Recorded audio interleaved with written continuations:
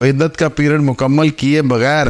एक ऐसा कपल शादी करने जा रहा है, वो शादी क्या कहलाएगी फेडरल शरीयत कोर्ट और एपेक्स अगर सुप्रीम कोर्ट के फैसला जात को अगर आप मद्देनजर रखें, अगर चाहे तो उनको इसकी सज़ा दे सकती है। आम पब्लिक के नॉलेज के लिए मैं ये टॉपिक आपके सामने लेके आया हूँ। आज जिस टॉपिक की तरफ मैं बात करने जा रहा हूँ ये बहुत ज़्यादा आजकल इन है और इसके ऊपर बहुत सी समातें सुनने के लिए पूरे तरीके से बेचैन है कि जो टॉपिक हम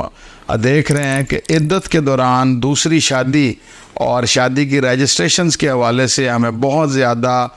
इस किस्म की बातें सुनने को मिल रही हैं और डिस्कशंस हो रही हैं कि जिसके ऊपर कानून से वाकफ़ियत बहुत ज़्यादा ज़रूरी हो गई है कि अगर एक किसी भी औरत की शादी किसी मर्द से होती है और उसने पहले तलाक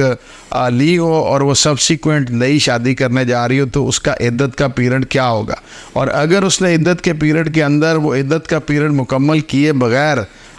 नेक्स्ट अपना निकाह जो है रजिस्ट्रेशन करवा ली है तो उसके क्या इफ़ेक्ट्स होंगे। तो इसको हम इस टॉपिक को दो सीक्वेंसेस में मैं आपके सामने रखूँगा। एक सीक्वेंस ये है कि जो शरई तौर पे, और दूसरा ये है कि जो आपका स्टेट लॉ इस हवाले से हमारे पे बाइंडिंग है उसको हमने देखना है। सबसे पहली चीज़ ये है कि शरई तौर पे एक निकाह तो सिंपल फॉर्म के अंदर ये है कि एक बालिग लड़की और एक बालिग मर्द अगर वो आपस में शादी करना चाहें तो इजाब व कबूल और गवाहान की मौजूदगी के अलावा निकाह के लिए और किसी चीज़ की ज़रूरत आम तौर पे नहीं होती। लेकिन आप अगर स्टेट लॉज की बात करें तो आपको उसकी मैरिज सर्टिफिकेशन और मैरिज रजिस्ट्रेशंस के हवाले से आपके ऊपर वो लॉ बाइंडिंग है कि आपको वो रजिस्ट्रेशंस करवानी है। जैसे आप देखते हैं कि निकाह ख्वाह जो है वो निकाह पढ़ाता है और उसके बाद निकाह रजिस्ट्रार उसको रजिस्टर्ड करता है। तो अब इसके अंदर जो सबसे अहम बात वो ये है कि अगर एक ऐसा कपल शादी करने जा रहा है कि जिसकी औरत की पहले शादी थी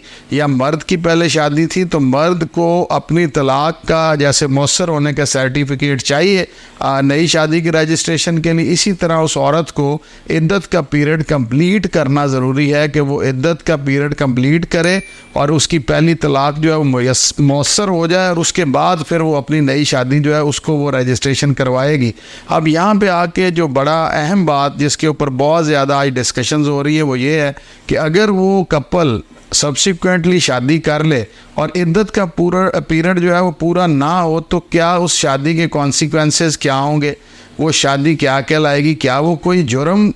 का सीक्वेंस तो नहीं बन जाएगा, कोई वो जुर्म के मुर्तकब तो नहीं हो जाएंगे। तो इस चीज़ को मैं हाईलाइट करता चलूँ कि यहाँ पे आम तौर पे ये समझा जाता है कि 90 डेज़ जो हैं वो इद्दत के पीरियड को या तलाक को मौसर होने के लिए स्टेट जो है वो आपको 90 डेज़ का पीरियड जो है वो मैंडेटरीली बाइंड करता है कि आपने वो 90 डेज़ पूरे करने हैं और उसके बाद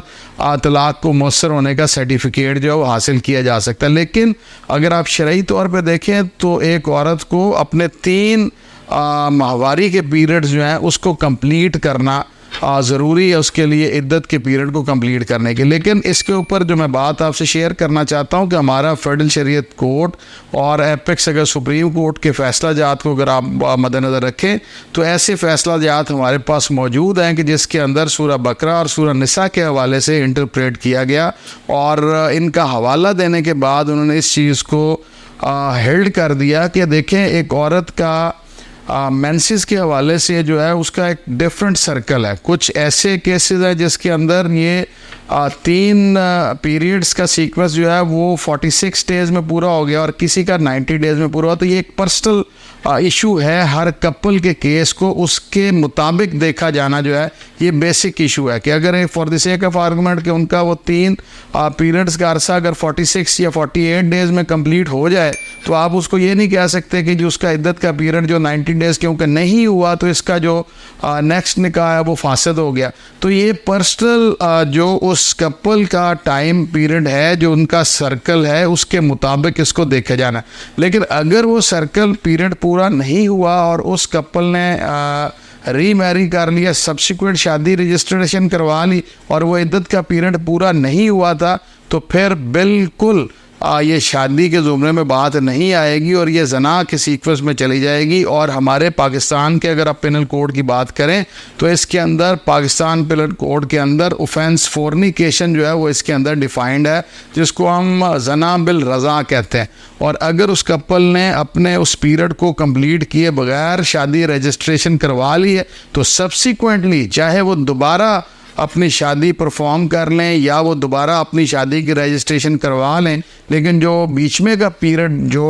उसके दौरान पीरियड था जिसके अंदर उन्होंने बगौर तो शादी कर रखी थी, लेकिन उनका वो क्योंकि इद्दत का पीरियड कंप्लीट नहीं हुआ था तो वो बिल्कुल फोर्निकेशन के मुर्तकिब हुए और वो शरई तौर में भी गलत हुआ और वो स्टेट लॉ के मुताबिक भी वो फोर्निकेशन का जुर्म मुर्तकब करने और उसकी सज़ा जो है वो उनके ऊपर स्टेट अगर चाहे तो उनको इसकी सज़ा दे सकती है। तो इस तरह से ये जो टॉपिक है मैं समझता हूँ कि इसको समझना बहुत ज़रूरी है और ये एक आम पब्लिक के नॉलेज के लिए मैं ये टॉपिक आपके सामने लेके आया हूँ। और मैं समझता हूँ कि ये आप तमाम जितने व्यूअर्स हैं इस चीज़ को क्लैरिफाई करना चाहिए, क्योंकि हमारा ये शादी की रजिस्ट्रेशन तलाक़ के मामलात ये एक आम आदमी की आसान अल्फाज के अंदर आसान फ़हम के अंदर मैं आपके सामने लेके आया हूँ। आज के इस टॉपिक के साथ आपसे इजाज़त चाहूँगा। Thank you. अल्लाह हाफ़िज़।